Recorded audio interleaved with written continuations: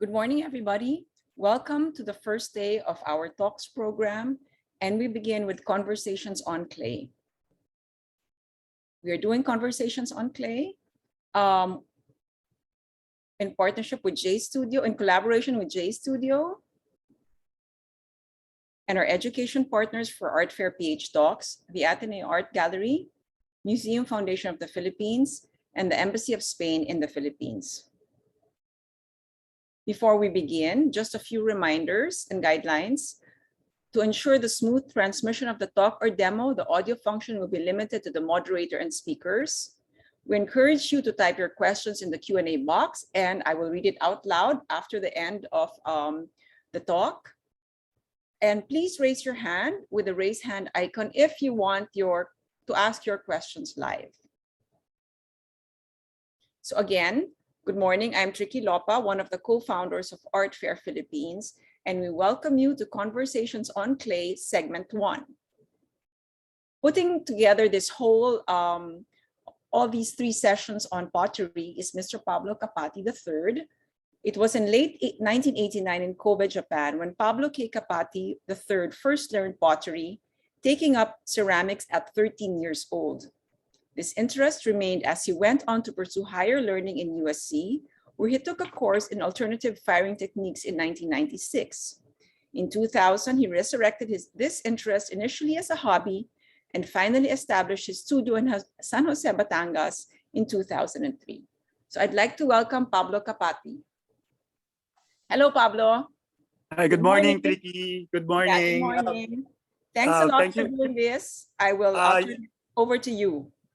It's our pleasure.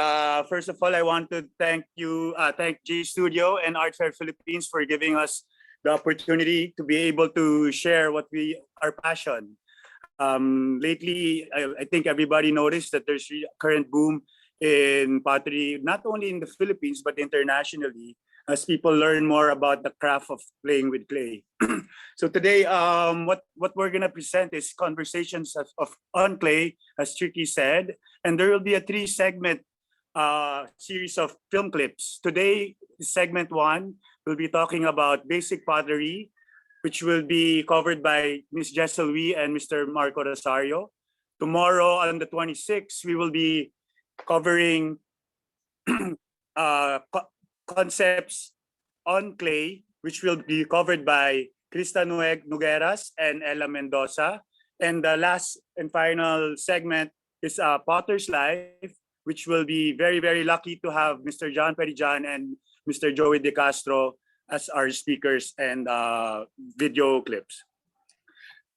Moving on to our first segment, segment 1, is, as I said a while ago, is basic pottery. Basic pottery is about hand building and wheel throwing. So we will have a special clip for our audience.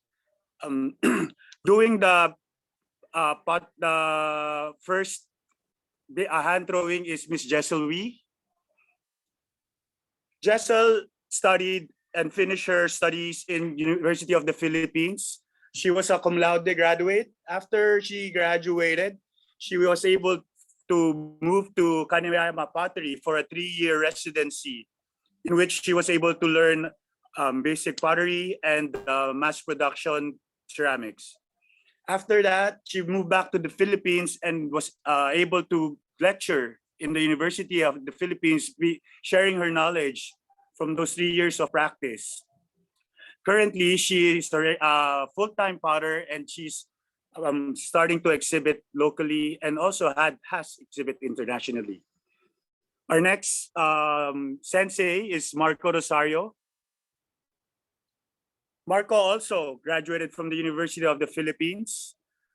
During his Visualcom tenure, he was able to take some ceramic courses, which really converted his mindset with art and really got focused on ceramics.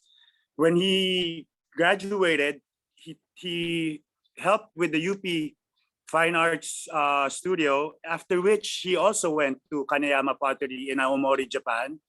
After coming back, he was also a part-time teacher in University of the Philippines, and currently now is a full-time potter and has a studio in Taytay, Rizal. So now let's cut through the chase, and I'll pass it on to you, Therese, and let's see the clip.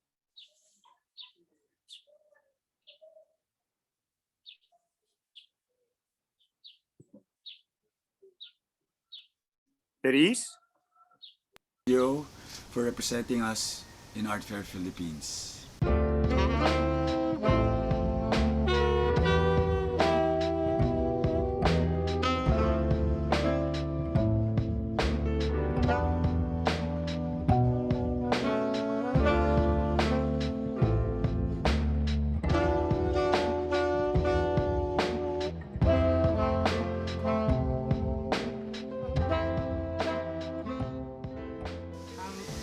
I graduated in UP Diliman. My major was painting, and during my first year, we had materials class. So we had a project with clay. So doon nag-start kasi we worked with stoneware and terracotta. So I waited for my third year to enroll sa elective ng studio pottery. I was a painting major, so nung sinabi na magkakaroon ng pottery elective, yun agad yung kinuha ko. Wala na yung printmaking or watercolor stagecraft. Doon agad diretso.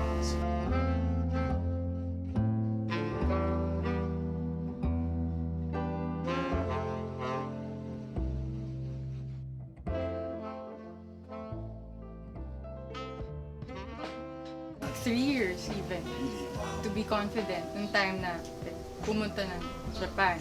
Prof. Rita Godinho recommended me to take the program in Aomori, Japan. Right after Japan, I went back here, and then Prof. Rita asked me to teach. So we were thinking what class. So since I had experience with slip casting and mold making, doon ako napunta. I guess nakita ko yung planning sa academe side kung paano i-structure yung program. We had handbuilding, studio pottery, yung wheel throwing, and sculptural ceramics, clay explorations. So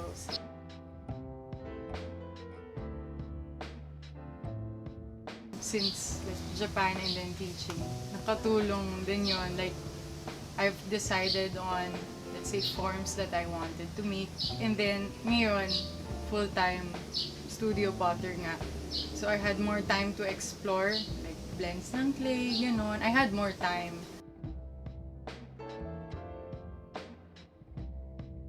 Well, I grew up then in Palawan. So, nature, mas coral, sea anemones, ocean. And then, sa Japan naman, yung contrast nun, kasi province siya. So, mountain, moss, snow. Plant life, snow.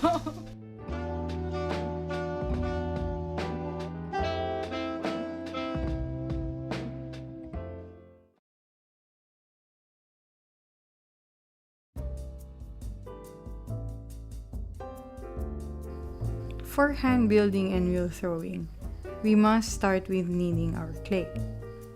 With this, it compresses our clay and it prevents our works from cracking. It also eliminates air pockets in our clay. So after kneading several times, we create a cylinder. We start compressing the clay.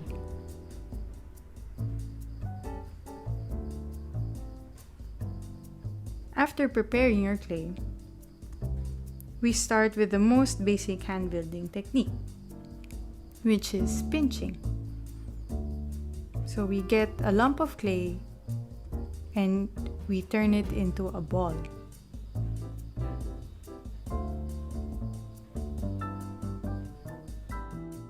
After we have our ball of clay, we dig our thumb on the center, and we estimate the thickness of the bottom will be around 5 millimeters to a centimeter.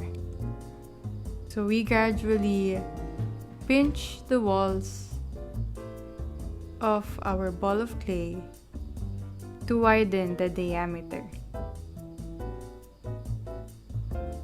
So we pinch it little by little, and you will notice that cracks will show on your pinch pot. Don't worry, we just have to compress our clay with our fingers. And then we continue to pinch our pot to our desired shape. And we continue to refine it by feeling the thickness of the bottom of our pot and the walls. It should be on the same thickness so that it will dry evenly. We also pay attention to the lip of our pinch pot. So we always compress it. So with this technique, we can make various forms, from a small sausawan to a cup and even a soup bowl.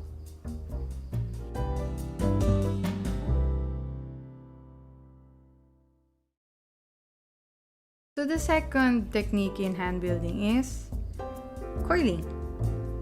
So first we start with dampening our work area with a sponge. So this prevents our coil from cracking while we roll it. So usually from a clay sausage, we start rolling from the center, moving outwards.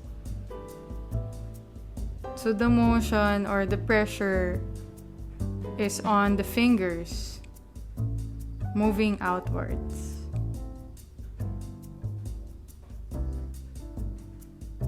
So we continue rolling our clay until the desired thickness or diameter.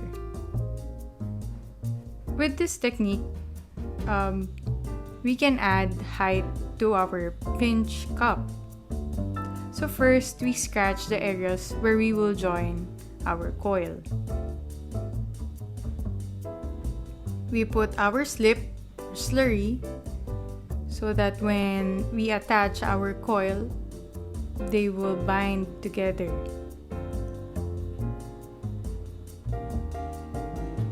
So we start pressing our coil on the lip. So the coil is the same thickness as the lip of our pinch cup. So we gently press the coil on top, removing the excess clay with our knife, then scoring also the end of the coil, and again putting our slip, and then we press them together, and then we blend with our fingers.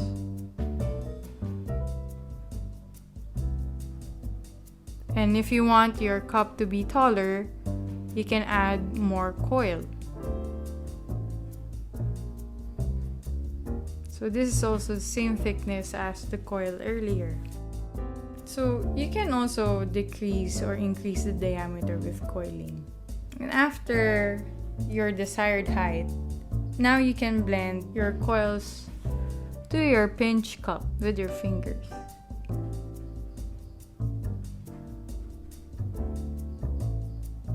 So roughly blend the clay together, and then after that you can use a wooden tool or a wooden rib to blend the clay.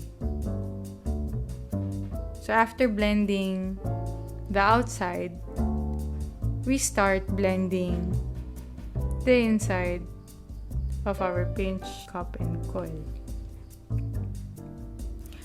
We can also compress the coil by paddling with a wooden tool. This helps prevent cracks on your work.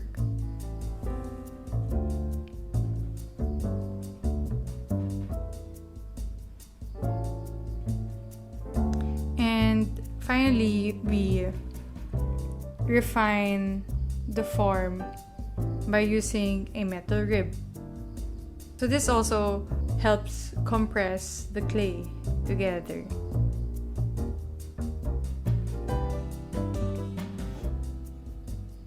So after polishing the form, we now go to the lip. So we can pinch the lip similar to the shape of our thumb. In this way, when we use it, it's easy for our mouth to drink. So you can wet your fingers and compress and refine the lip of your cup. So the coiling technique is used to increase height when you, for example, make a pinch cup, or you can also start the base of your cup from coiling.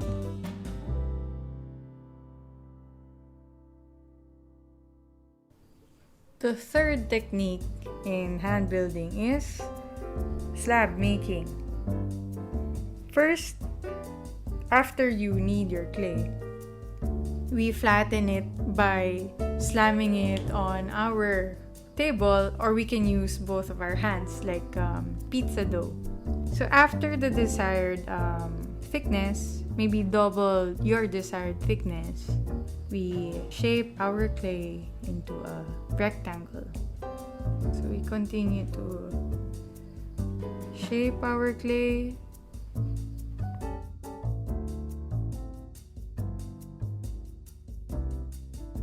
And then, with the use of a rolling pin, we expand our clay.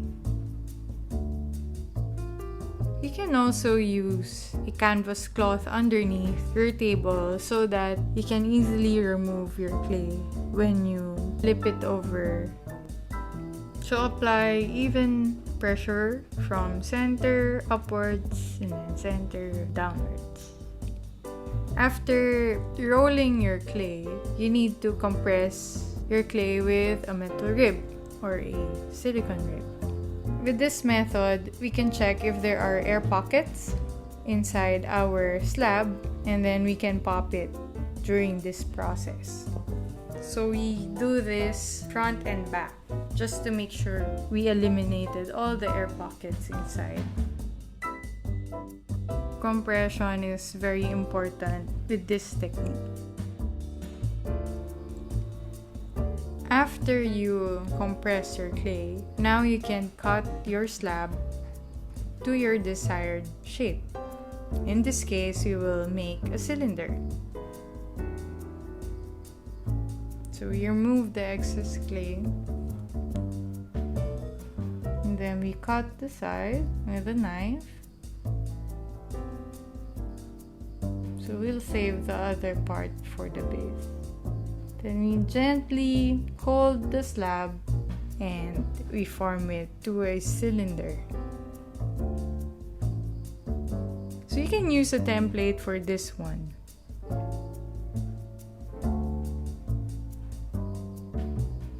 So to join the ends of your slab cylinder, you have to scratch both ends with your pin tool so that when we join it, it will be sturdy. We put our slip on the areas we scratched. So we always scratch and attach. Then we gently press the other end to the scratched and slipped end of our slab cylinder.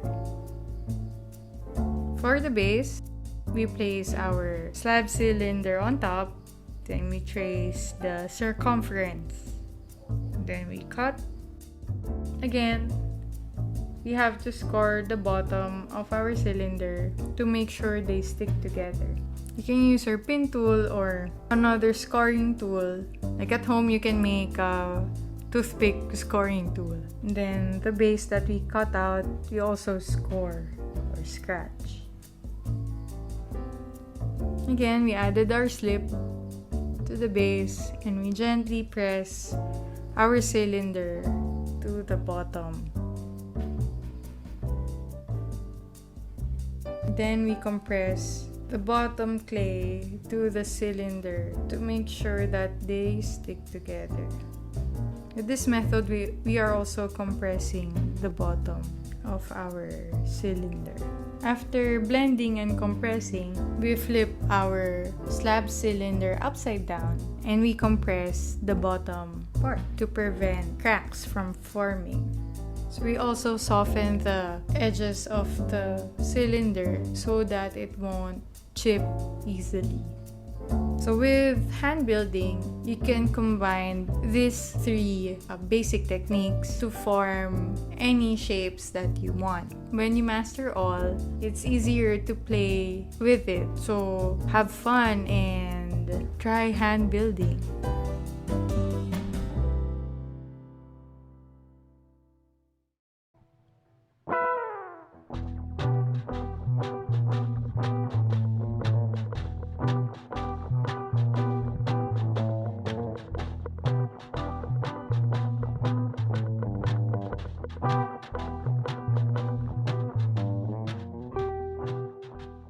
Actually, back then, wala rin ako idea na pottery class pala siya. Kasi yung title niya on when you enroll that class is ibang-iba. So when I got there, the studio parang bagong setup siya sa akin. Kasi before I got into pottery, nasa illustration side ako ng work ko.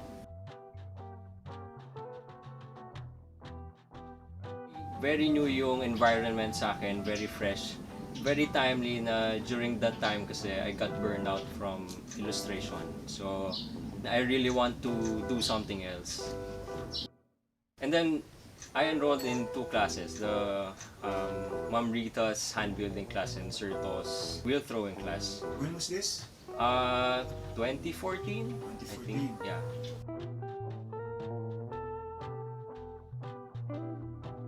More like parang you're touching something na hindi mo alam. And at the same time, tuloy-tuloy pa rin yung paghawak mo ng clay. Regardless kung saan ka mapupunta. First of all, nandun yung enjoyment dun sa material ka agad when you first touch it. Then after nun, tuloy-tuloy na lang. Parang the whole day, nasa UP Ceramic Studio lang ako. And I was helping back then.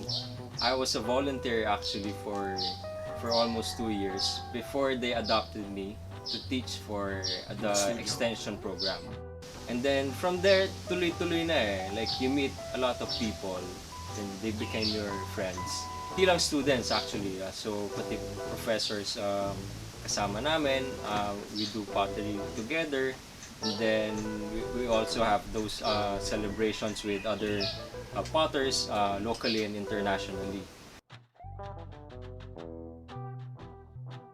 Importante to like you have these peers na tumutulong sa'yo. Kahit hindi nga lang indirectly nila sinasabi na ganito gawin mo or ganyan, just sila being there for you. It's a big help talaga Back then, I was teaching basic pottery on the wheel. Siyempre, before you teach, kailangan may knowledge ka dun sa hand building. Pero mostly, ang pagturo ko ng basic wheel throwing.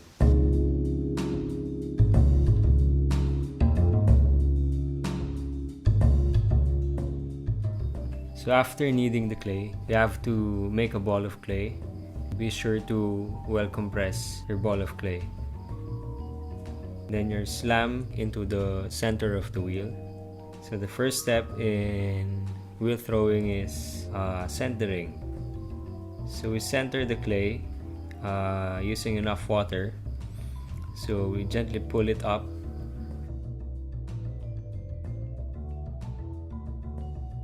And then we compress it down.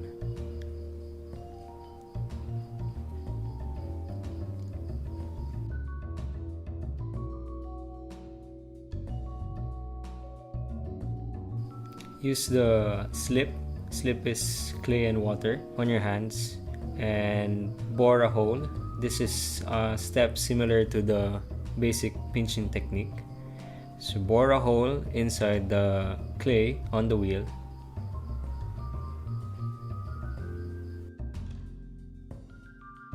Then start expanding the base of your cup or cylinder that you're making.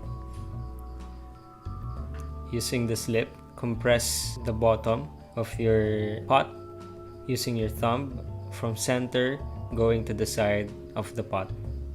So the most important form in pottery is the cylinder. So we pinch your clay going up and pulling it up until you reach a certain height. We do these steps repeatedly until we finally thin the walls. This takes a lot of practice. Apart from centering, this is one of the most difficult parts of wheel throwing. So you have to do this step many times while centering your clay. So using the palm of your hands, compress the clay from the bottom going up, so you can create a much more narrow cylinder. So cylinder is the most important shape because when you master this shape, you can make other shapes from it, like a cup or a bowl. Vases are also made from the cylinder. So using a wooden rib, we carefully compress the clay. So we use this rib to strengthen the walls of your pot.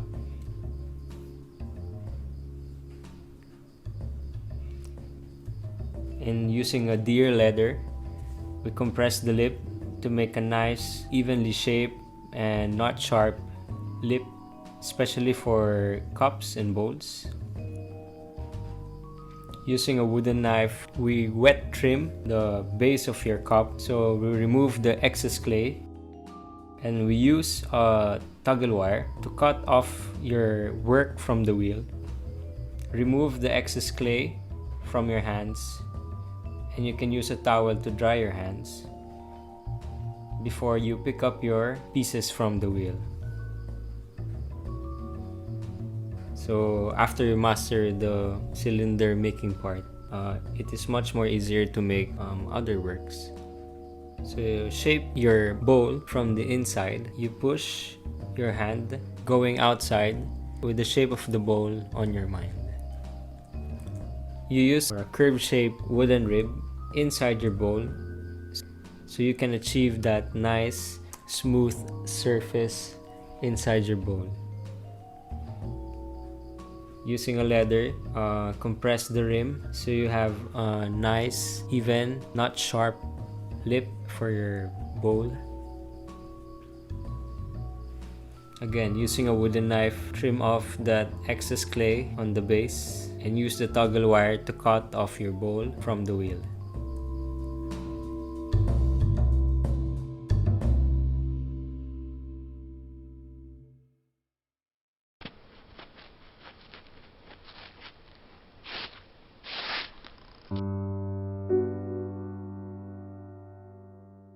I was there November 2016 until March 2017. From August 2014 to August 2017.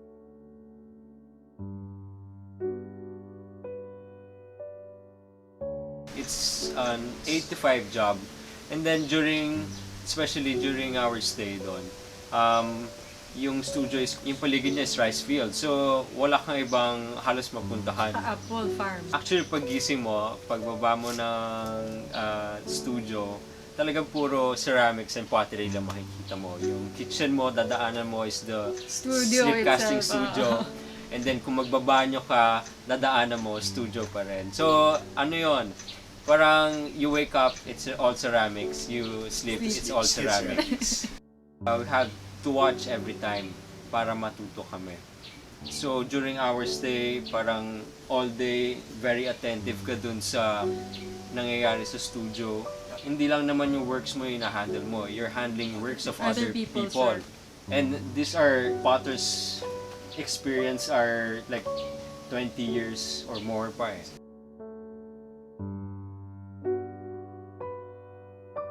Yung clay body mismo. Kasi yung kilns dun sa Tsugaru Kaneyama Pottery, sila wood-fired. And Bizen type yung firing nila. Meaning, naglalagay ng charcoal at 1200 degrees. So, yung natural effects nung fire, yung ash, yung reduction, atmosphere, ganon, sa clay body. after that Kanayama experience, parang always looking forward to every wood firing dito sa Philippines. Actually, what I love about wood firing is the work involved, the whole process involved para mangyari siya. So, from preparing the wood, all the materials you need before you load, lahat yun kailangan mong i-prepare eh. Pagdating dito sa Philippines, we were very lucky kasi we have friends na merong wood kiln. They always invite us to fire it with them.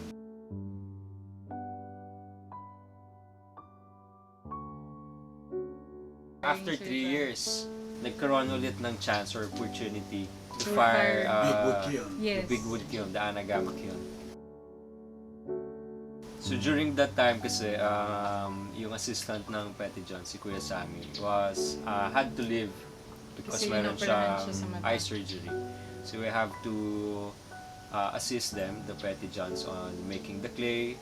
So we're doing a lot of stuff sa kanila. A lot of studio work. A lot of studio work. Preparation first. Showing, A lot of yes. preparation. Yeah. So Ng clay. sila yung gumagawa ng works on the wheel and we are the ones handling the clay before they use it. So, and then we help them load the kiln. Very special yung time namin doon sa Petty Johns kasi it's very rare na nandun ka for such a time and Long time. makapag-fire ka pa ng wood kiln. Tapos we With them. converted. And make work. And make work. Yes. I think that's the most gratifying part of Yeah. the experience. I mean, one of at least.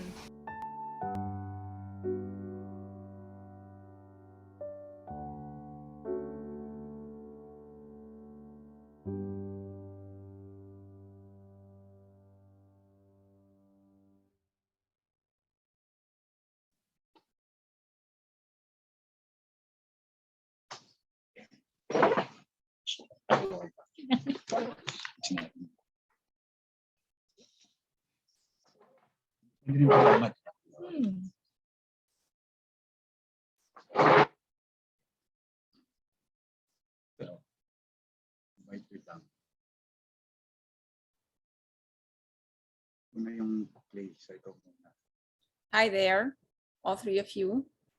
You guys make it look so easy. Good morning again. Yeah, Pablo, do you want to read out the questions or would you rather I do it? I think maybe just yun na lang parang may conversation din tayo. Sige. Okay, the first question is from Mike Tomacruz. Hi, Mike. Thanks for joining us this morning. How is the quality of Philippine clay compared to clays from other countries? Okay, thank you for the question. Actually, since Philippines is an archipelago, marami tayong magagandang raw materials and clay here in the Philippines. Unfortunately, since yung ceramic industry natin dito, hindi ganun kalawak. So, parang yung development at saka pag-source ng raw materials, limited lang. Pero, madami tayong like good raw materials for clay. Yeah, actually, thanks for that question, Mike. As an example, there are two provinces that we've been to where you can actually gather your own clay. One of them is in Sagada, where our friends Lope Busaing, Sigrid Bangay, and Tessie Baldo, they actually go on hikes and they search for proper stoneware clay and they use it in their clay body. And another province is in Dumaguete. Before, when Mark Valenzuela was still based here, they would go to Valencia area, I believe, and they would again search for clay. And of course, they have to test it on their own. And with the trial and error test, they find really, really good, high quality clay. What about here near Metro Manila? Are there any places? I mean, your studio is actually, because clay is composed of 4 different basic materials: feldspar, kaolin, ball clay, and silica. For example, I believe in Tarlac they had good kaolin. In Ilocos they have good feldspar. In Iloilo they had good ball clay. In Bicol they have good ball clay. So iba-iba siya tricky in different provinces. So it's really the only industries are like the tile companies and the toilet companies, Mariawasa and Asia Ceramics. they have all the machinery, so they use local clay actually. But because it's too cheap for them to earn a profit, they couldn't be bothered to sell clay for ceramic or pottery, that is. I see. Okay. A question from Christine Delvig. Why does pottery need to be fired? First of all, kasi yung clay natin, has to be fired para magkaroon ng permanence dun sa material. So, when you fire clay, it becomes ceramics ka talaga eh. So, nagkakaroon kasi ng shift dun sa composition of materials. So, from clay, nagkakaroon ng vitrification on the body. That's why you can use it as a tableware or nagiging durable siya for sculptures. So you really need to fire the clay for the permanence and the durability ng ceramics. Okay, thanks, Also, Marco. Yeah, go ahead, Pablo. For the firing, tricky kasi there's 3 different types of firing style. There's electric kiln firing, there's gas kiln firing, and there's wood kiln firing. Each type of firing yields different texture and color patinas. Okay, next question. How long should you knead your clay? By the way, you guys make it look so easy. I'm sure I did that. I don't know.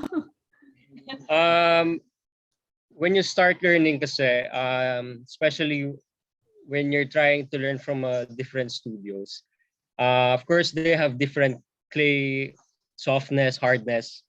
So when you're trying to learn, you have to assess yung softness and hardness first. So if it's too soft, you really need to knead it much longer to achieve that firmness on your clay.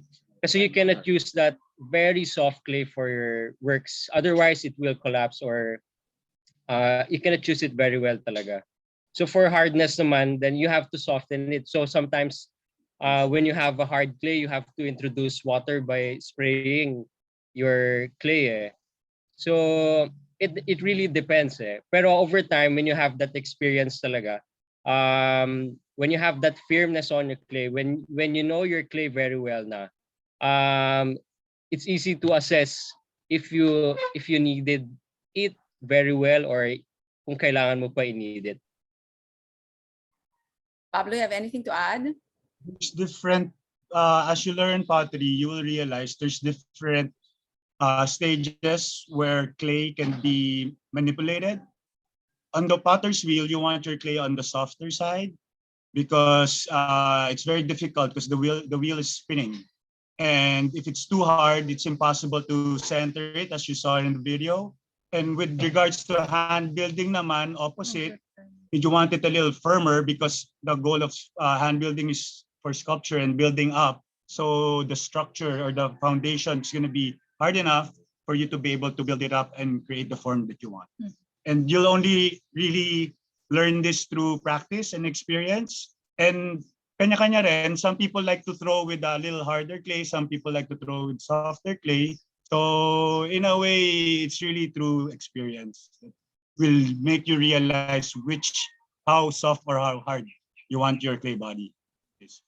Okay, the next 3 questions are from Catherine Choa Choi, and I'll read them all one by one because they're very interesting. They're really about your lives as potters and as artists. Pottery as a livelihood, how do you balance personal growth as a potter and creating to make a living? Also, why did you decide to become a full-time potter? Was there a defining moment? And particularly for Marco, paano mo naisip na mas gusto mo mag-wheel throwing than hand building? That's a lot of questions. Let's start with the first one first. Let's Yeah, start with the first one. Yeah, so when did you decide to become full-time potters? Was there a defining moment for each of you? Maybe let's take it all in turn. Okay, so for me, kasi like what I said on the video, I was working with illustration. So 2D material yon. And then I got burned out nga. So I switched, then I found pottery. So for me, it was very refreshing at that time. So I just want to continue because there's so much to learn. So you cannot just parang do it overnight and then tell yourself na you want to do it all the way.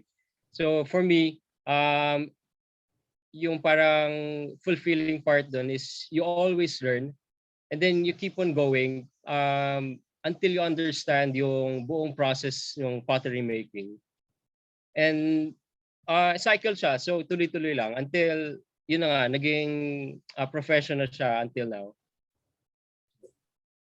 Sige, Jezzel. Ako naman, pagka-uwi from Japan, so pasok din agad sa UP, so sa academe. And then, siguro mga 3 years like teaching, medyo yung balance with making my own works and then yung pagplan ng classes, ganyan, na take over na ng pagplan ng classes kaysa sa paggawa ng works. And then, yun, I decided to take a leave. Tapos, kasi nga para matutukan ko pa yung like practice ko. So, from there, yun na, naging full-time potter na. Yeah. What about you, Pablo? I know they call you sensei, di ba? How? Sensei, Yeah. I think they're just teasing me, so don't believe them, Tricky. Anyway, when I came back from Japan in 1989, my first endeavor was in the restaurant business. I had izakaya restaurant. And then when eventually around, it was 2000 when I took it up as a hobby again, because I learned it in high school. And then eventually, because pottery can be addicting, we have a farm here in Batangas, and my restaurant was in Malate. So my travel time and my time with the restaurant and the pottery was nahahati. And then my dad sat me down and said, you got to make a decision, fix your life and make a decision, which one do you want to do? And I said, well, let's do it. I'm doing pottery, that's it. That was 2003. That's tuloy-tuloy na. Okay, so how do you balance personal growth as a potter and creating to make a living? For us, it goes parang simultaneously eh. So you make works para you have funds for making your personal artworks. Kasi of course, you still want to explore on different clays, on different glazes. So for that, you really need to give time for each. Kasi natututo ka rin naman eh. Like you have time para mag-focus on one thing, then the next thing you know, kailangan mo ulit gumawa ng piyesa for making a living. So ano lang, tamang timpla lang, like you balance it by doing it, and then you learn from it again. I think also an important thing right now, we're very fortunate these times in a weird way with regards to pottery, because of online. It's a lot easier to sell wares locally and internationally. So what does that mean? It's not as hard to earn it or make a living out of it, because before when we started, we had to go to fairs.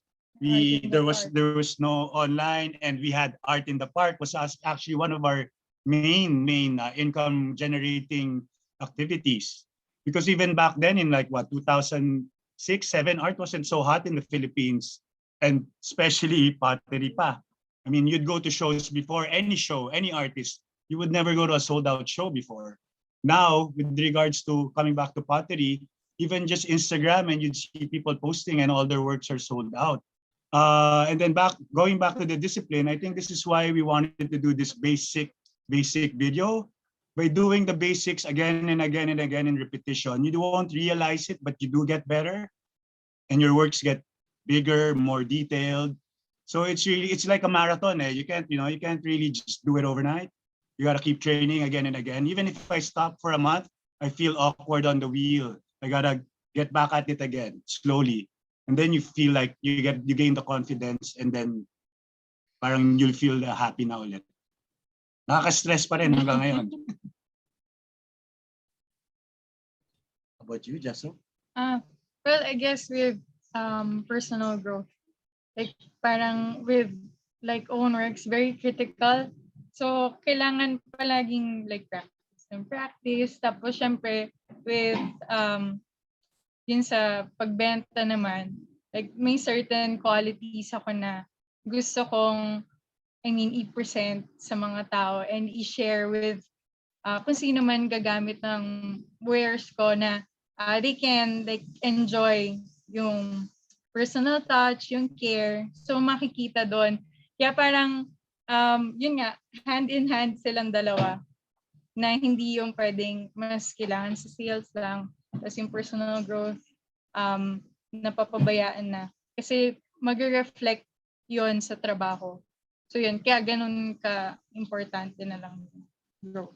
Actually, Tricky, one common denominator that we us three have here, we all lived in Japan and saw how disciplined the Japanese are with regards to their craft in clay.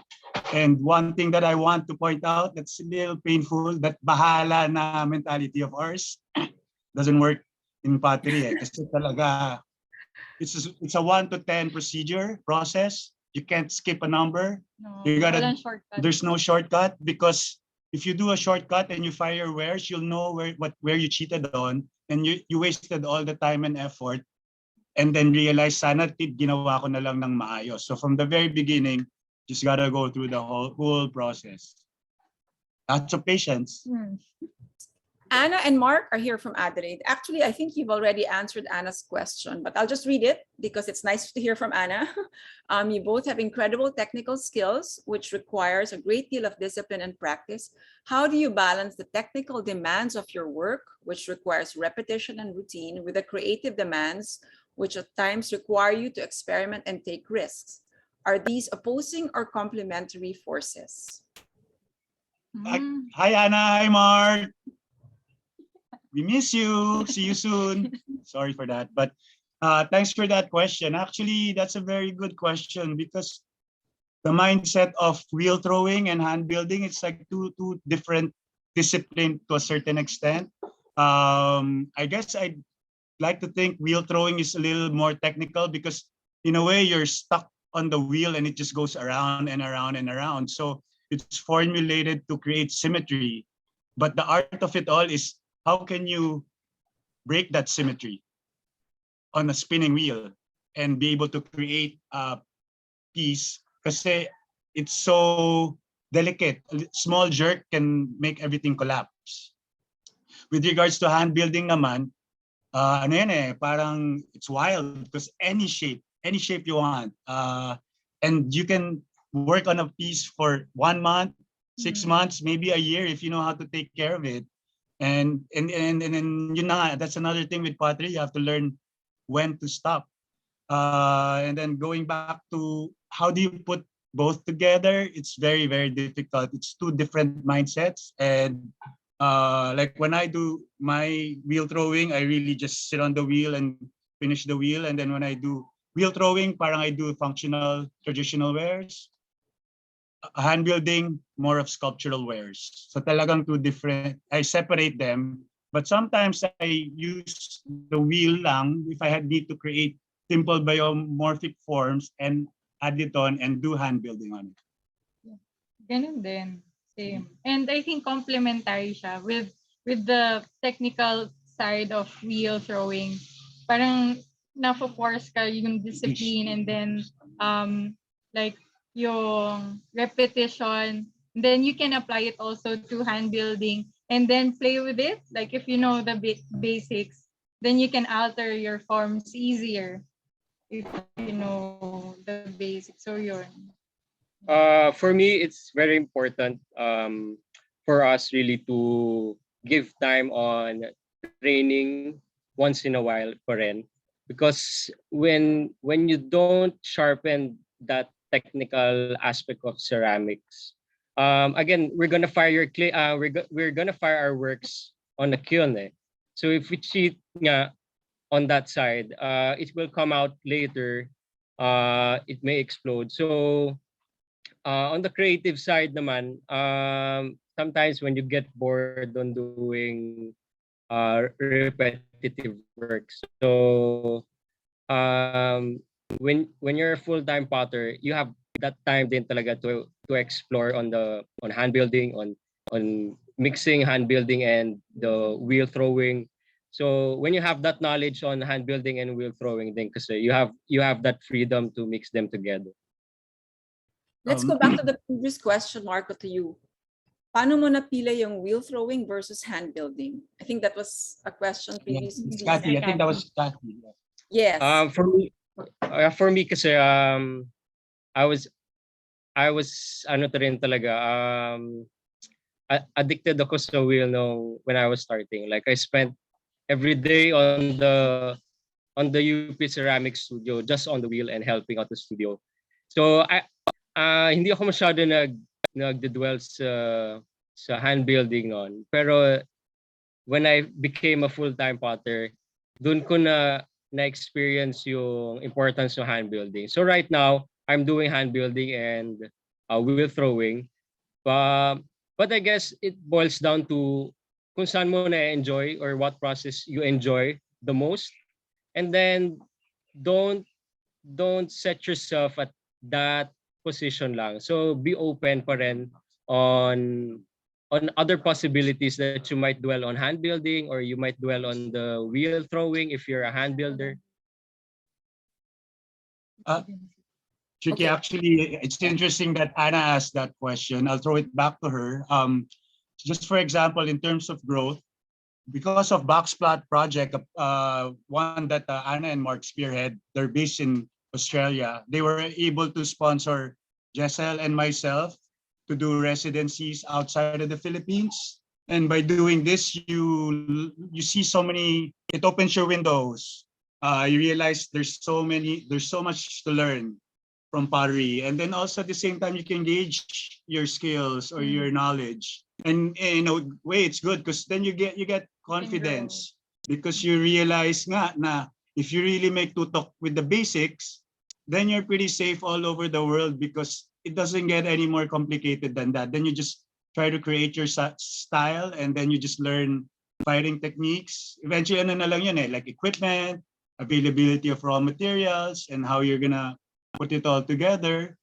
But yeah, it's really important to get out and see what's available outside of the Philippines because we're just a seed that parang kakasprout pa lang There's really no formal undergraduate program here in the Philippines. I don't know if people know that. The only two colleges that I know that teaches pottery is in UP, in Quezon City, and also in Dumaguete.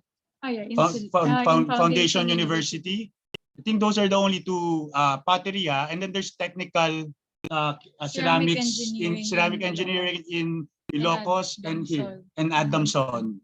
Those are the only schools. There's no undergraduate program, and I think the only Filipino that's graduated with the undergraduate degree, wala pa siya dito, is Anton Cuiñeng, but he's based in Canada now. Hopefully he'll come back soon. So, Daniel De Guzman, good morning, magandang umaga po. Kamusta po yung ceramic industry dito sa Pilipinas? So you're saying there's no formal courses, but you guys seem to be thriving. Kamusta naman ang ceramic industry dito? Let me take there are formal classes, but there's no proper undergraduate degree. Okay. Let me try that. Yeah. And it's right now there's also a lot of studios popping out teaching, so there are more opportunities to learn ceramics, which is good. And kumusta ang ceramic in the Philippines? Ceramic industry. I guess you mentioned I guess the market for it or here in the Philippines. So I guess you mentioned that over the years you've developed a market for it. It's been considered as an art form. You're here in the art fair, diba? Yes, Any comments on that? Maybe you can share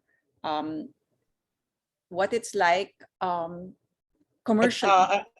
I'll give a easy explanation from what I've experienced. Before, when we would join art fairs or even just basic or exhibit, people will buy a bowl and say, wow, I love this bowl. I love this bowl.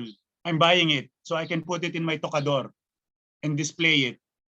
The past 5 years, for example, Marco will buy this bowl and say, wow, I'll buy this bowl because I'm going to put my ramen in it. I'll buy this bowl because I can use it for my flower arrangement or something. So now people are starting to use the pottery as opposed to just displaying them. And by handling ceramics, you create a connection and people learn to appreciate it that, wow, it's just more than being a decorative wear.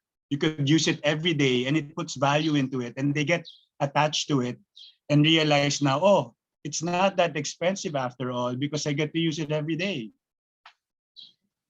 I guess more appreciation then on ceramic wares ngayon than before. Like, yun nga, nadi-display lang. Ngayon, mas napapansin na yung details on the lip, paano yung shape niya, yung footing, yung mga ganong small details na ginagawa for the wear. So yun. I guess thriving ang ceramic industry. It's thriving. And to be honest, it's good. It's a good time to start now because all the resources are here in the Philippines. Yeah, before. Unlike before, where you had to build your own kiln, you had to dig your own clay to a certain extent. There's only one clay supplier. Now there's clays from Japan, Thailand, India, China, or you just order anyway. You can just with the online stuff, you can have everything at your beg and call na lang di ba?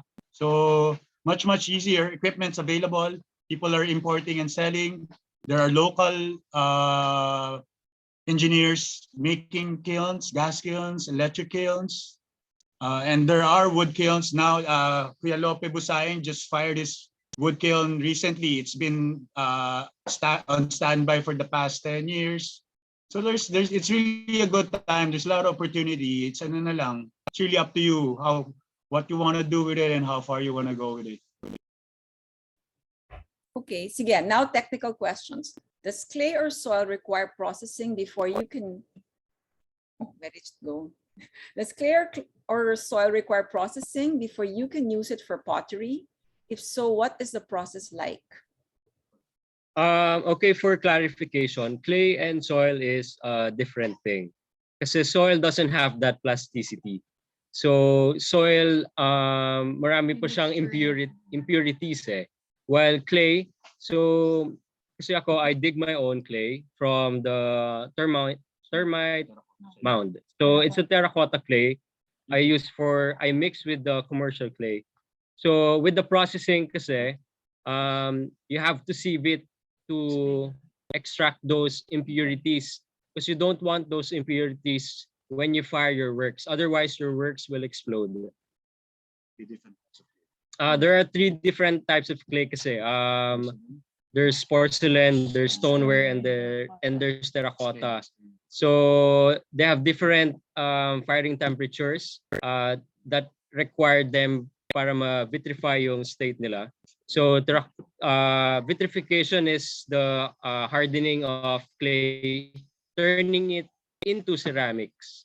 So different yung vitrification nila. For terracotta kasi, the maximum temperature you can fire it is about 1,000 degrees or more or less ganon. Pero with terracotta clay, you still have that porousness on the clay body or on the ceramic itself.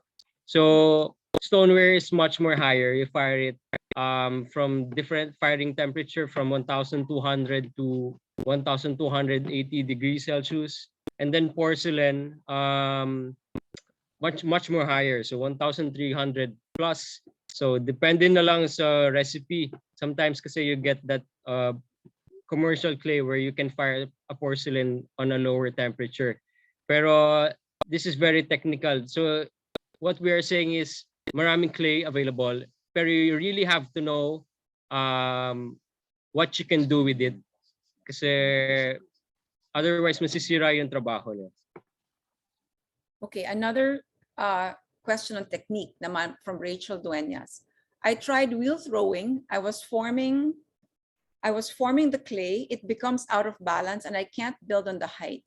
Does that mean you need to knead the clay more to make it balanced? No, everyone goes through this process kasi if you're not that experienced on the wheel, so your main problem will be um, centering muna yung clay nyo on the wheel. So when you got that feel of centering your clay, or you can easily center your clay on the wheel, you can proceed with the next step, which is lifting, di ba? So what your problem is, when you're lifting na out of form or na out of balance. So during lifting, uh, you have to center, or you keep your touch parang very minimal, then to keep yung work nyo from coming off balance or off centered. So what we suggest when this happens, you really need to take off your clay from the wheel and start over again and start doing it again. Kasi there's no troubleshooting with it eh. Kasi yung pinaka-root niya is from the start, which is centering. So if you keep proceeding with an off-centered clay, It gets worse. it gets worse lang talaga. So what we suggest, you take off your clay from the wheel, you knead it again, you achieve that firmness on your clay, and then you start centering. Actually, Tricky, this is one reason why we wanted to do this basic first. Is one problem kasi when people get enticed to do pottery, their bucket list, the first thing they want to do is get on the wheel kagad eh. Kasi it's really, it's fascinating when you see it. It's really very interesting, lalo na when you see a potter that's really good, and when you see them make stuff on the wheel, it's so soothing. Parang wow, ang ganda, relaxing, ang dali. But you have to remember kasi clay might be like a dead material, inert, but once you handle it, parang buhay siya eh, kasi it has its own life eh. It's hard to explain over video, but it's like meeting a new friend and you need to get to know it first. So imagine na you don't know this medium, you have never had an experience, and then you put it on a wheel and it's spinning pa. So you have to do two things already. Try to understand the clay and try to work with it while it's spinning. When you get on a bike, when you were a kid, the first thing when you get on a bike, what do they buy for you? Trainer wheels, right? Because if you don't have trainer wheels, you'll never be able to get on that bike. This is why you need to do hand building first. When you do hand building, you'll learn what the characteristic of clay is. And then at least you have that parang magkaintindihan kayo. After a hand building course, then you can get on the wheel, because then at least you have an idea how it's going to behave. Once you know how it behaves, once it spins, it's going to behave differently again. And that's why, I'm sorry, I forgot her name. She's having a hard time. Why does it come off and all that? I mean, imagine that. You don't know the characteristics of clay. You put it on a wheel. You don't even know how to center it. And then you try to make something out of it. So it's a recipe for disaster talaga. Yun yung, I guess, to wrap it all up, talaga, the basic is so important na yun lang, if you're patient enough to get through it, the rewards will happen eventually. It's not a one day thing na ano talaga eh. I mean, if you wanna say you did it on the wheel, it's true, but there's a little bit more to it than that. So yeah, we have a few questions about getting started as a potter, but before that, let me ask another question about technique from Aliana Barber. Is it hard to put design or other textures to make your pot beautiful and artistic? Well, you put textures, for example, during leather hard stage, or like you press let's say stones or leaves on the surface to create decorations, or for example, you can paint underglaze or colored slip for your decorations, or you can use yung glaze for that. So Infinite and daming possibilities. and combinations. But the answer to that, yes, you can do so many things, really. And it's better kapag leather hard, kasi if it's on like yung wet stage or yung malleable stage niya pa, hindi mag-register ng maayos. So you have to know then also when to introduce the texture and pattern. Okay. From Kale Christine Velasco, any advice for people na gustong matuto about pottery? And I mean, this is another question related to that from Jezzel Karandang. What is easier for a beginner to do who wants to start pottery, hand building or wheel throwing? What we suggest or encourage Encourage. for you to do is to enroll on a hand building class and try to enroll on different studios kasi they have different teaching techniques and you get to sort out what's useful from them and apart from the other studios. Pero ano naman like you gain so much information and then when you're working on it, dun mo mas maintindihan. Pero that's why we're emphasizing yung importance ng hand building first. Kasi like what Pablo said before, once you get on the wheel, it's much more difficult because there's a machine involved that is spinning that may be beyond on your control, especially when you don't know that machine very well. So when you're doing hand building, I guess you have that control in a sense pa that gives you the Getting to know the clay, Communicating na pag nagpipinch ka. you have to talk to the clay, tricky eh.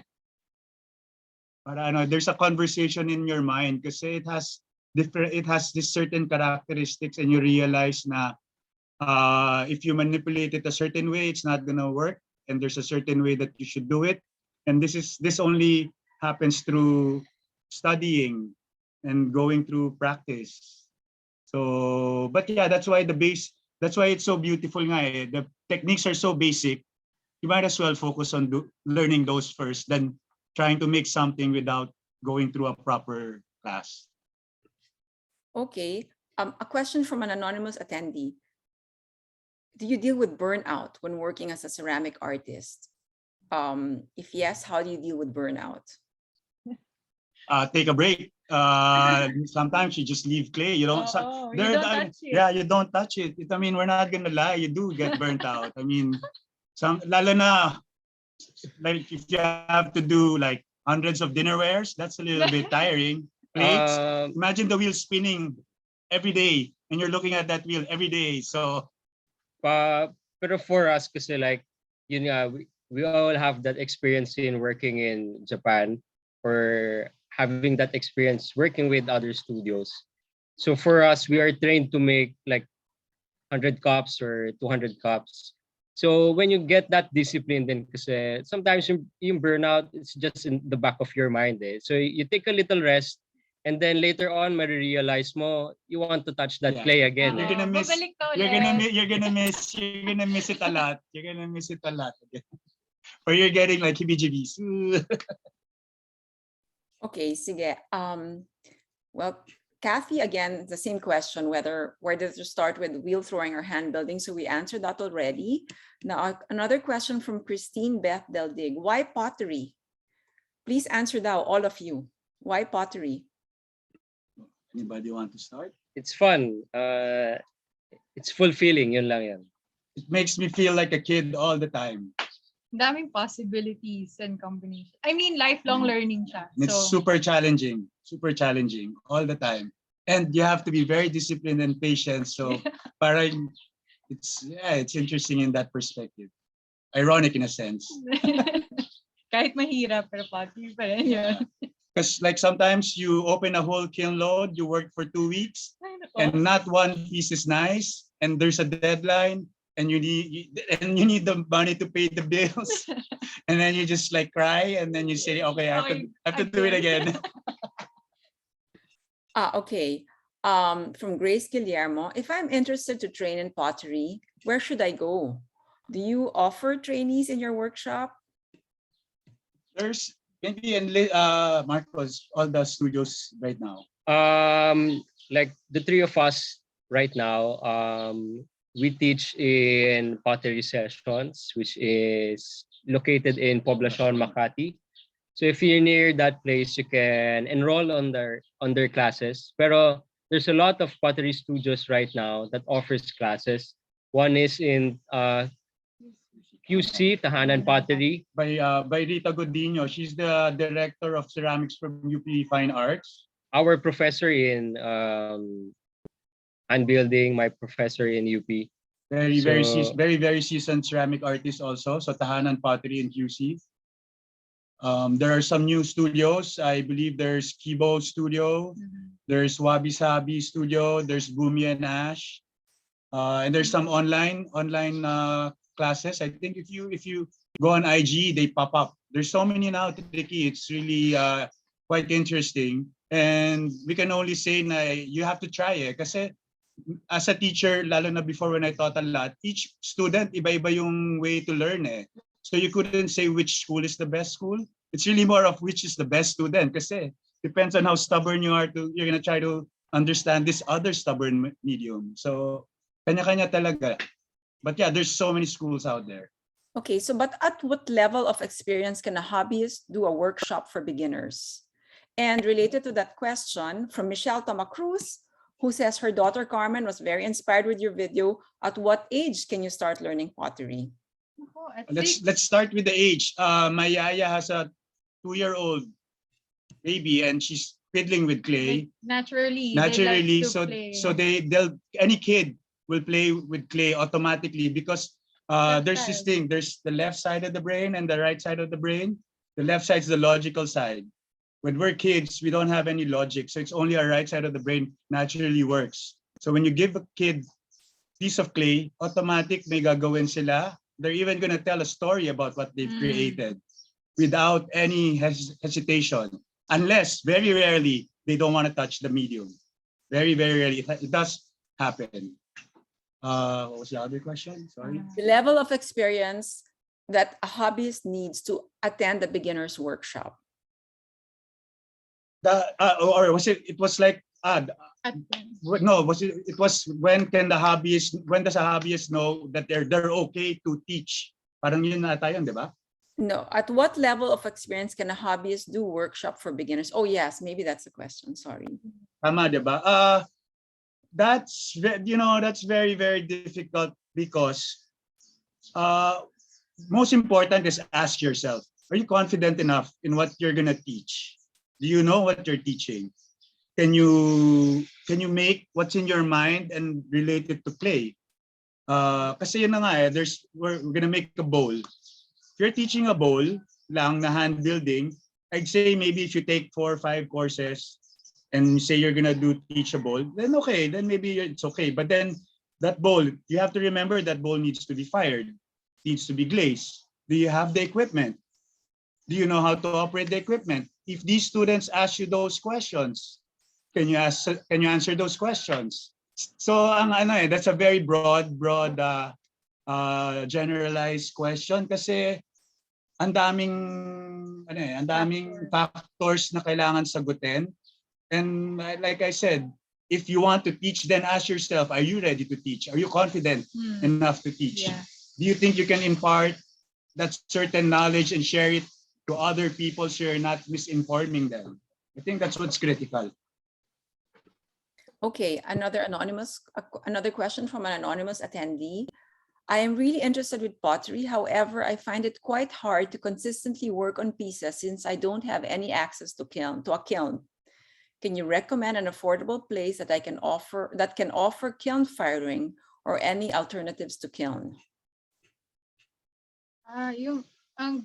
Siguro isang question to the anonymous person is saan siya located? Kasi from there, pwedeng ma-point kung saan okay mag-fire or pwede magpa-fire. If you're in the probinsya, Tricky, there's this thing called pit firing, and it's not illegal to create smoke on bonfire. Like Marco said, at 573 degrees temperature, there's that permanence na. So, kunyari lang, there's terracotta clay, you create a bonfire, dig a hole, put your work in there, throw a bunch of wood, and parang you're making gatong and bonfire. This could be a way to fire wares. Just YouTube it. There's so much pit firing, open pit firing. That's in the province. Here in Manila, yun nga, location. And unfortunately, because one, electricity is expensive, a kiln is expensive. So the people offering the services is a little bit, the initial cost, unfortunately, to do pottery is a little bit pricey. But then the rewards are open-ended na talaga. It's like, yeah, it's forever. May forever. Okay, how do you test out different glazes? Oh, Trial and different. error. Oh, may mga That's very technical. yeah, kasi kailangan first kailangan meron kang raw material, syempre kompleto dapat 'yon. And then yung testing Different Diyos ko, temperatures. depende kung anong temperature yung target mo. Parang So cooking. parang cooking siya. May Yes, mga recipes, You have your patis, you have your toyo, you have your suka, you have Tapos your may sugar. mga percentages yon na kailangan mo i-follow to create a certain glaze. So, pipili ka din kung anong mid-range ba siya for mid-range temperature, high temp. So, magka-iba yung dalawang yon. Hindi pwedeng i-fire yung mid-range sa high temp, hindi pwede yung high temp sa mid-range. Kasi hindi siya maluluto ng maayos. The mid-range will melt in Mag-run. high temp. The high temp will not melt in the mid-range. So hindi siya talaga. There's particular temperature kasi for certain glazes that works or melts at a certain period of time also. Tapos online din or like with books, may mga recipes that you can try out.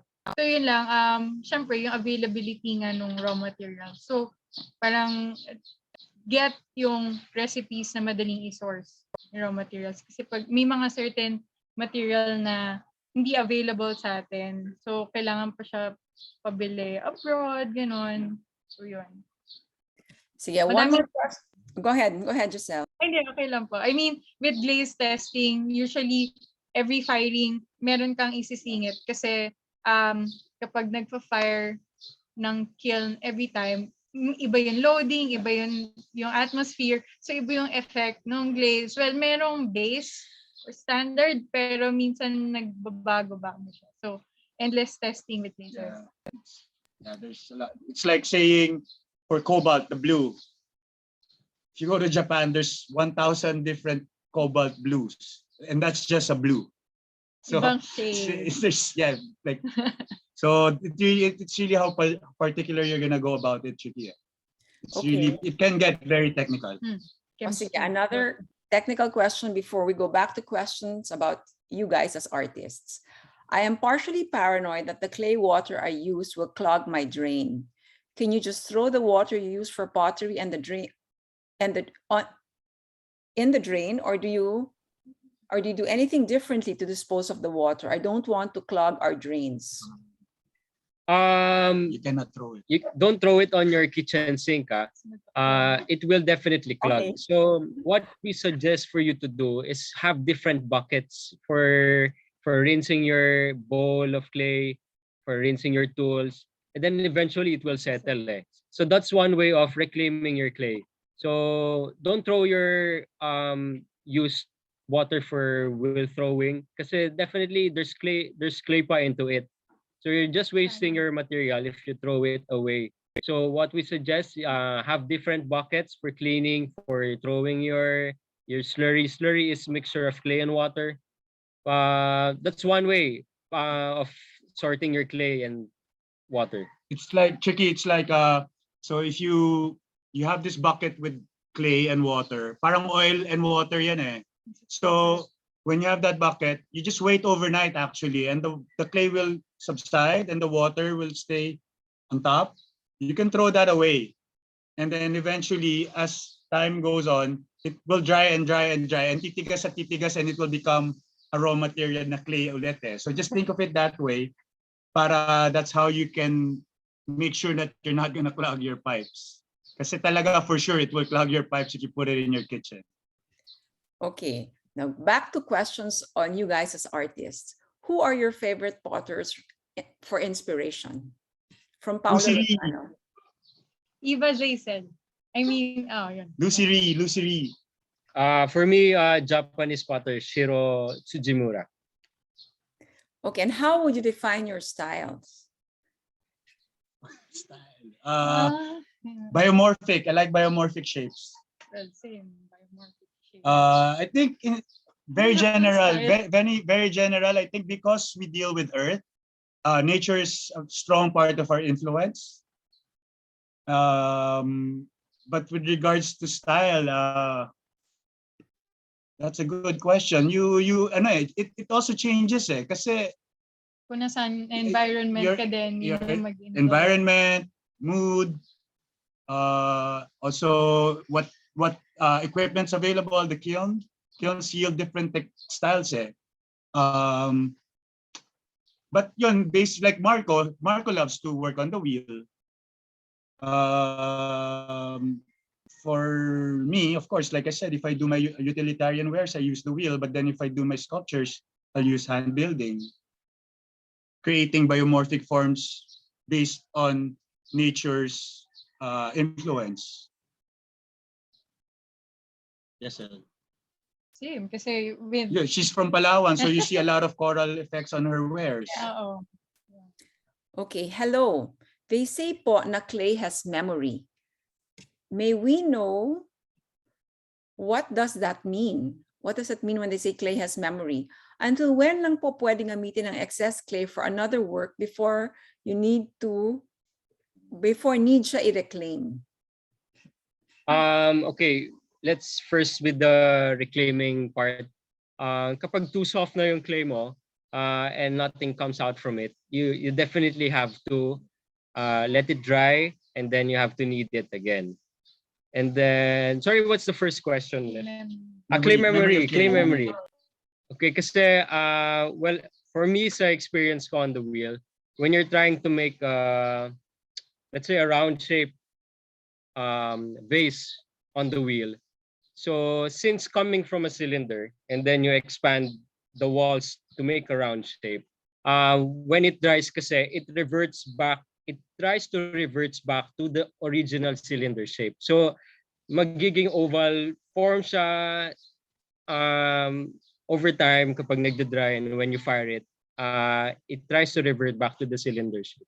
So sometimes when you want to achieve that perfect sphere, kailangan mo siyang tawag doon, gawin mo siya oval shape para pag nag-revert back siya to the original cylinder shape, magiging sphere siya. Clay kasi tricky. Clay will keep moving until the final glaze firing process. So until then you finally get your product.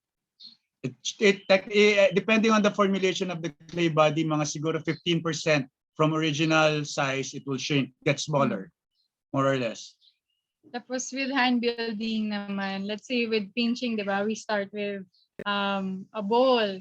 Pag na-push mo yun accidentally, tapos binalik mo na lang ganon without compressing, mapapansin nyo when it dries, unti-unti siyang magiging oblong o madidistort.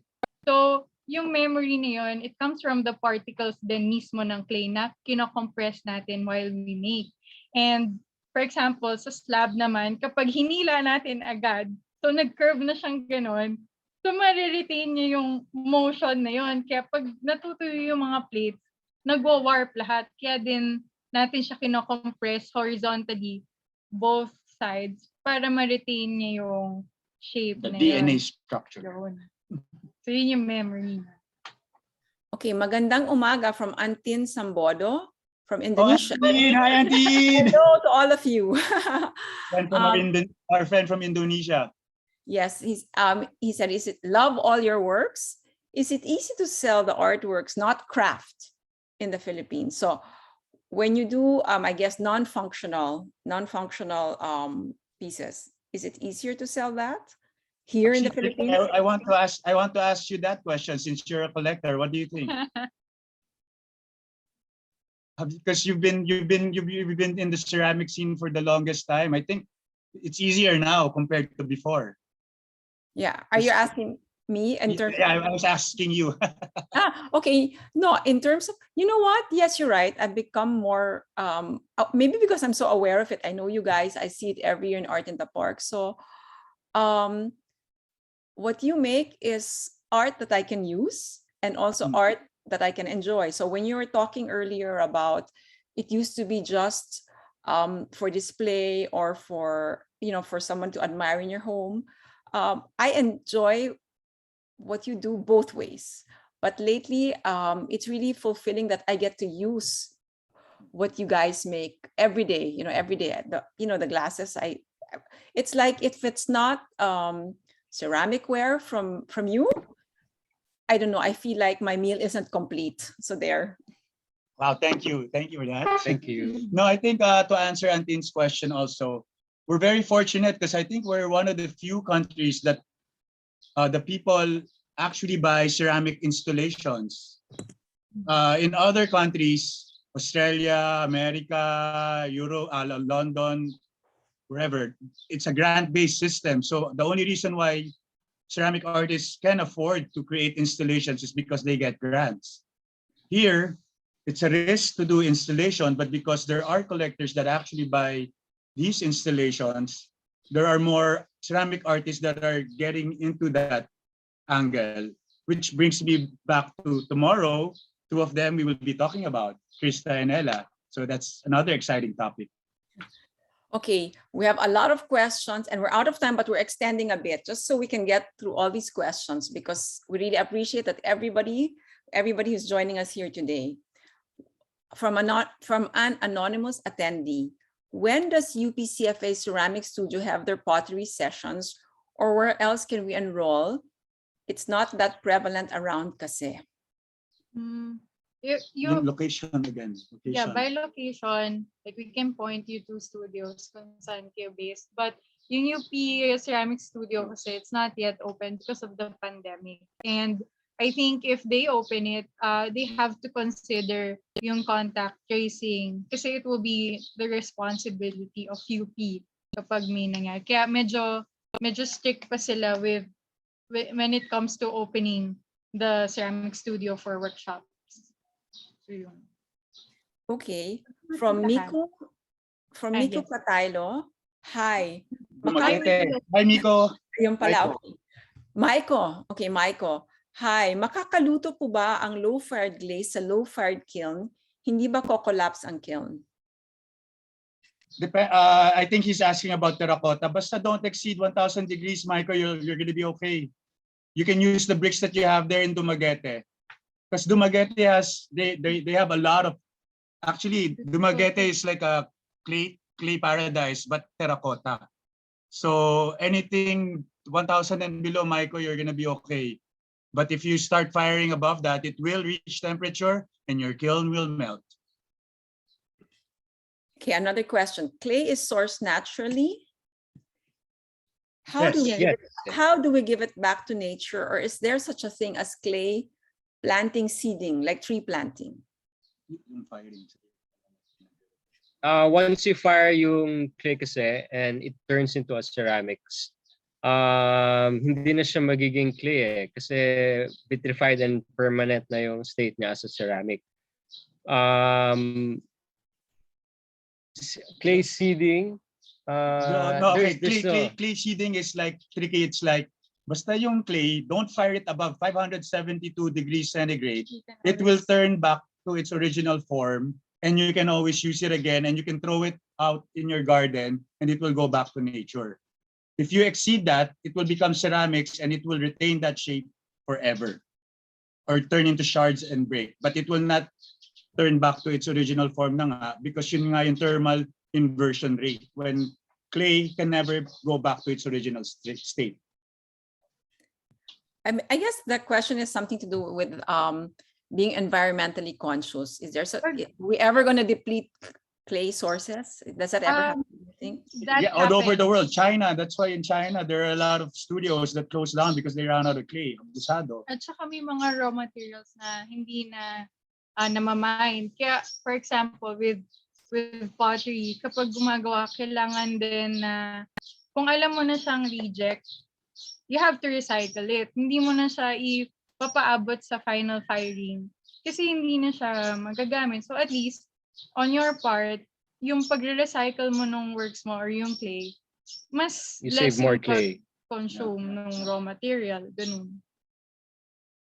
Para maging, well, somehow sustainable siya. Okay, this is related to a previous question. Have you already found your design identity? If so, what inspired it? It's forever. It's a growth thing, Tricky. It changes. You do have your own style because you'll look at any potter or ceramic artist. there's this distinct shape or distinct texture or maybe that distinct color. But it goes back to the question, the pottery, it's a forever learning experience. If you shut down and just keep doing that one or that whatever style it is, you'll really burn out, I think. You'll really talagang it's kind of, I think the reason most of us keep doing this is because it's a never-ending learning process. And while you do that, eventually you see your style changes. Yeah, how you do hand building, how you make works on the wheel, how you fire your works, what colors you use. Ay iba-iba eh. Eventually talaga. And as you mature also, you become a little bit more comfortable. Maybe you realize you just want to make traditional wear as opposed to like crazy sculptures that you were doing before. So Yeah, yun exactly. yung- Actually, that's the next question. What do you prefer, traditional or modern styles?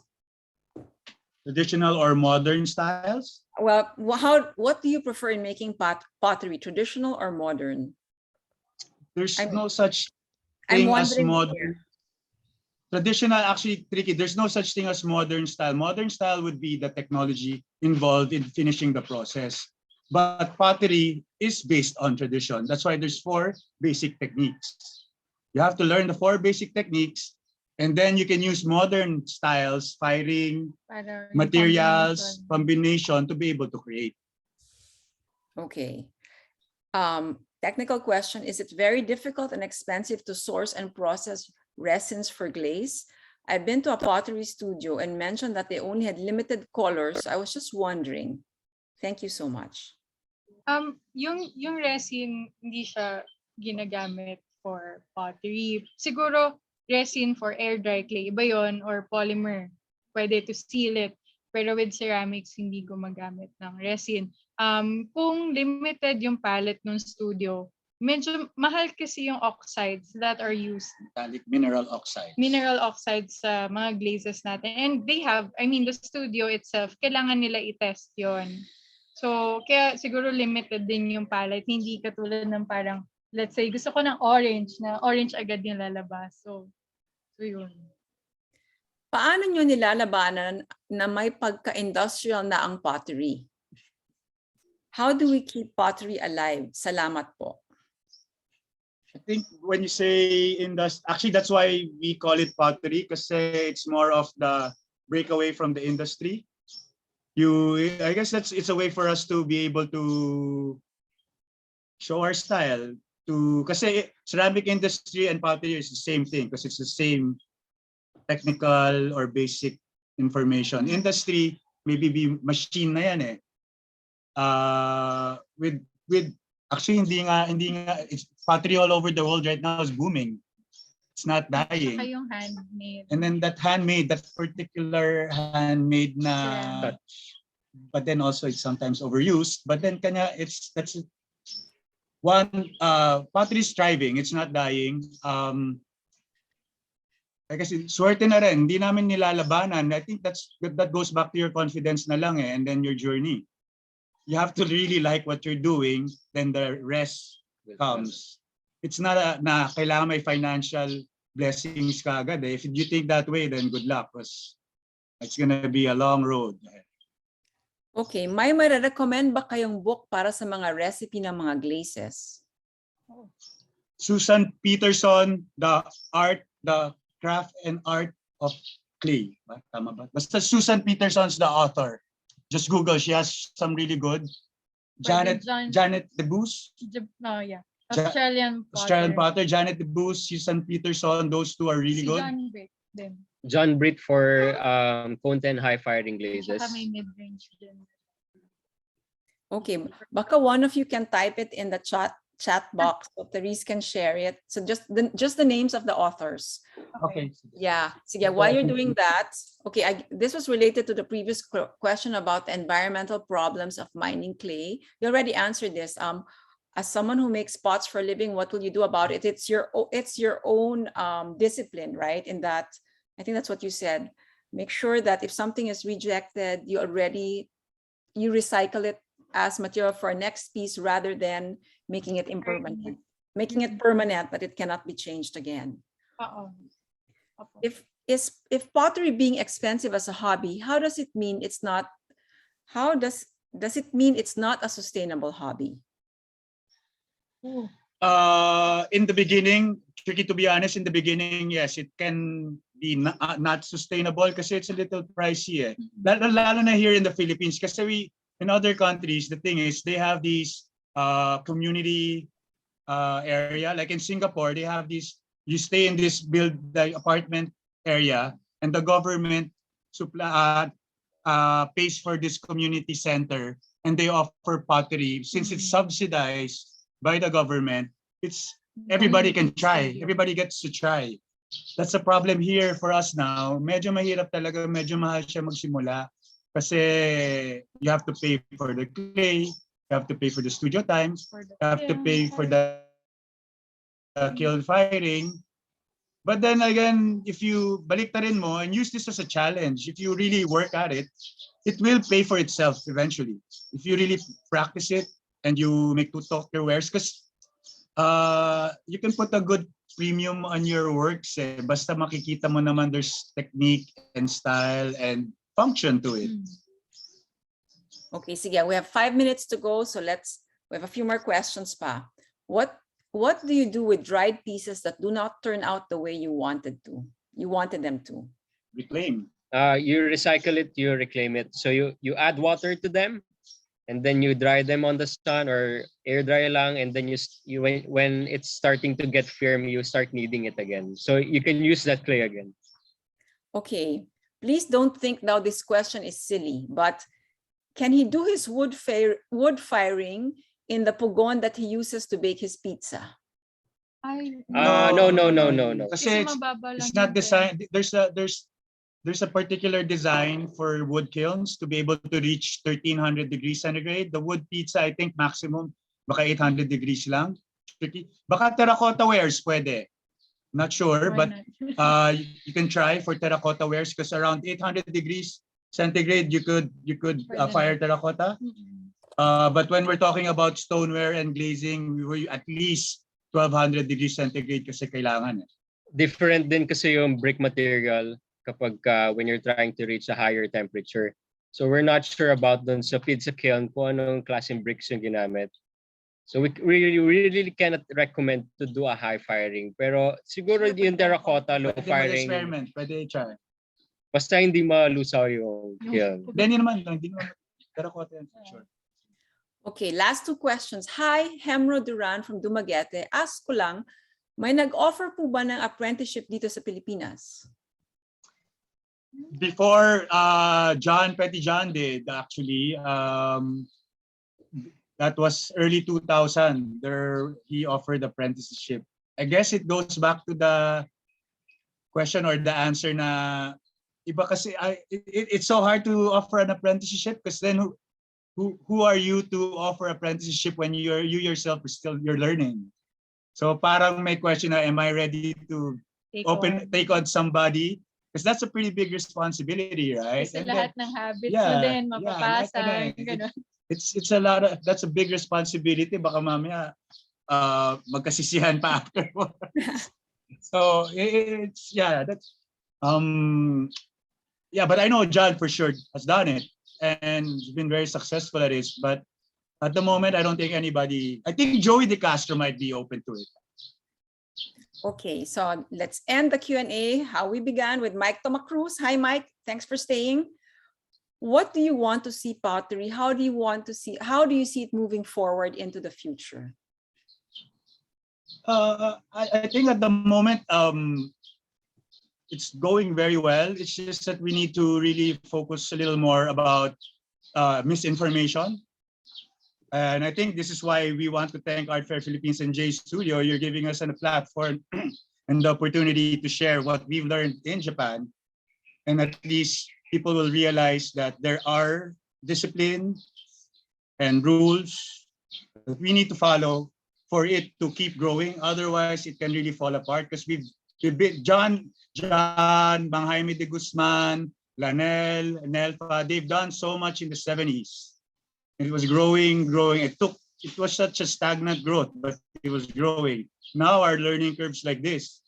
But if we keep how do you say it? If we don't do the proper protocol, it can just go Like a boom, crash. And that's what we're trying to, why we're trying to create this awareness. Okay, thank you so much. My gosh, we went over time. I think we answered over 47 questions. I thought I was just going to introduce you, Pablo. Anyway, so before we go though, can we please pose for a photo? Sorry, since we're doing it over Zoom and we're not like all together in one venue. So, yeah, so Therese, guys, okay. Hi, good morning. Thanks, Pablo. Thanks, Marco and Jezzel. you. We'll Thank you. take a Thank group you. photo. So please give us your biggest smile. 3, 2, 1. Smile. One more. 3, Marco, smile. 2, 1. Smile. Thank you. Thank you. Thank you. Thank you again very much. Don't forget, everybody, there's 2 more days of this. So fascinating conversations. I learned so much, okay? I mean, I would just appreciate it for its aesthetic value, but my gosh, I really learned so much from you guys today. Thank you. Thank very you. much. Thank you, Chicky.